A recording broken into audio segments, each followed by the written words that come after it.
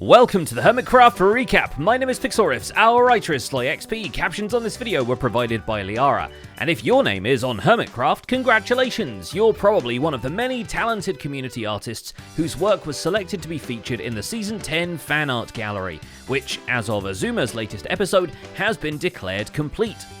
The gallery is just one of many projects that have crossed the finish line this week. Another is Metro Mayhem, which is all about people crossing finish lines, mostly so their remaining health can be annihilated by fireworks. But now, Impulse SV's race through subways, sewer systems, and seasons of Hermitcraft's past is open for business, you'll notice it featuring in a lot of Hermit's footage as they strive to claim the top spot from Jojo Solos, who isn't even a regular cast member, so the only way they have of getting revenge is by getting good. Don't mind me. Oh, I respawned inside. I forgot to set my spawn. Fortunately, they have plenty of ways to dunk on each other, because Gasketball continues to deliver nothing but net gain for the server's minigame connoisseurs, with the addition of extra potion effects and a much longer score attack mode spicing up the instant replay value for anyone who's baller enough. So before the final buzzer sounds, let's take a look at all the events and mishaps that occurred on the Hermitcraft server this week. Starting with Cubfan 135 and the Gasketball tournament to end all Gasketball. Just kidding, there's a second season of it now. The winner, of course, is going to get a banner plus this Happy Gas trophy, which is kind of nice. You get a little piece of the court to take with you. With Ethos Lab dominating the solo high score battle to the degree of winning the whole thing, the game might have come to a close. But there's still one more score to settle on the court, which of the server mates can beat the others in a one-on-one battle. To figure that out, Cub has called up the 13 most prominent ballers and Skizzleman to order some commemorative banners with medals on them. His video on the event is a particular curiosity, as it's a 2-hour video which consists mostly of third-person news coverage footage tracking the players, being commentated on by Cub in post as if there was a real-life sporting event. Which gets a little confusing when Cub is also one of the people competing. In fact, he wins the entire thing, which has to be a conflict of interest in some way or another. That's absolutely fantastic, and I think it makes sense. You know, I probably spent the most time testing things out. Having gone the extra mile to turn Gasketball into a spectacle, Cub invests an extra mile into his base as well. He will be turning it into a living skulk nightmare, even more than it already is. The much hyped up final stage of his deadened landscape is to bring life to the dark terrain, so Cub hides a plethora of skulk catalysts across the base, so whenever a mob or a player dies, the veins would sprout out and cover the nearby blocks, leading to a base ever evolving and bubbling, unless I get my hands on it. And it does that by literally changing the skulk veins, deleting the skulk veins in one area and moving them to another. So I just thought I would take a moment to appreciate this and how freaking awesome this is. XB Crafted's base continues to evolve also, and he delves into the oddly satisfying world of watching Minecart Redstone do its thing. Haha! Great success. The chest minecart is intended to deliver the goods to his furnace array, which is now powered by auto-crafted bamboo planks, and it is great fun watching the minecart zigzag around the 2 rows of furnaces, lighting them up as it goes. XB gets Impulse SV to cast his practiced eye over the redstone, and once it has his approval, XB feels free to absolutely trash Impulse in 1v1 Gasketball. There's no more. I'm just gonna go now.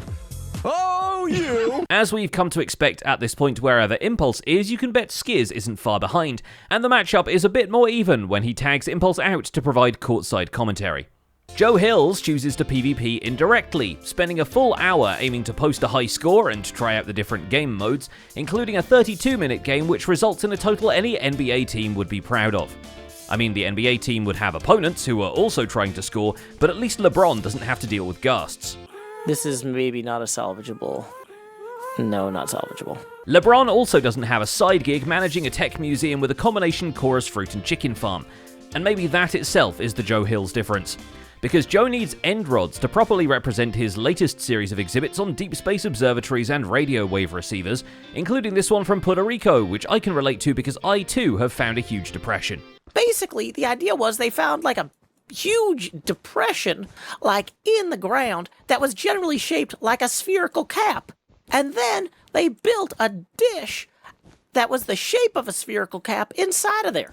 That is what a 6-foot-tall human would look like. This thing is absolutely huge. The masterful addition here, though, is the scale work with armor stands. We don't really have adequate data on LeBron to determine how good he would be at Metro Mayhem, but Joe has previous experience with maps made by a vengeful god, so we think he's got the advantage here. On Impulse SV's advice, he spends a lot of time during his first run exploring the area and figuring out where the heck he's supposed to go, forgetting slimes are painful, using horses for unconventional solutions, and climbing cliffs like a mountain goat, all of which softens him up to cross the finish line of Metro Mayhem with about a fireworks amount of health remaining. The real question, however, is whether LeBron had to deal with self-actualization. False Symmetry, for example, did, thanks to Skizzleman's Maslow Presents the Triangle of Needs now in 3D. Oh, are you okay, sir? Your head seems to be a little bit skew. Okay. False dedicates an entire episode to climbing the stages of self-improvement, even when the howling of the damned starts up in the background, which must have been very motivating. The section that stumps her the most, interestingly, is the final bit of self-actualization, as at no point did anyone on the server expect an obstacle course to finish with an essay. Though admittedly, the basic survival layer also took surprisingly long, given that she won basically every ultra-hardcore battle this server has ever had. Oh, yeah, I'm just gonna hold shift the whole way through this whole place, I think. It makes me feel safe, okay, if I shift. So far, nobody has been quite galaxy-brained enough to discover that the floor of Skizz's snow shop doubles as a map of the powder snow section of the pyramid. And we know they've been visiting, because this week, someone asked whether he could stock snowballs. One hands-free farm later, Skizz has enough stock to keep the Happygasts happy for the foreseeable future. But he also gets the banner commission from Cubfan for a series of podium medals, so they can catch up about the times the Happygasts made them rage quit. I'm a little upset. Why is that? I'm not even on the board anymore. Why is no clue Ren? what that's about. Why is Ren on here at all with 11? What is this nonsense?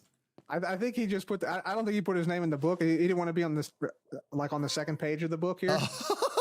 So Carb also hangs out in voice chat and free cam as Skizz refines his Metro Mayhem technique, and between him and iJevin, they offer some valuable pointers on how to speedrun the Hermit History course. Bad, but everything else was. No, you apart from the slime death, you did really well, I thought. You know iJevin is taking his parkour seriously when his video features a YouTube chapter titled A Staggering Amount of Metro Mayhem. And frankly it is. Amongst the general rundown of the course, Jevin actually inserts a long play, no commentary, personal best run of the place into the video, which is closest a Hermitcraft member has coming to just putting Subway Surfers in the corner to keep the viewer's attention. But fret not, Jevin is still working through finishing his castle, even if one room has now been deemed too shady for video and just blocked off completely. What secrets await within the King Sal Keep? Well, not a secret passage in the library, unfortunately. We checked the time-lapse and Jevin doesn't add one. There are, however, books there, which is the other thing you'd expect. And I didn't want to fill this area totally.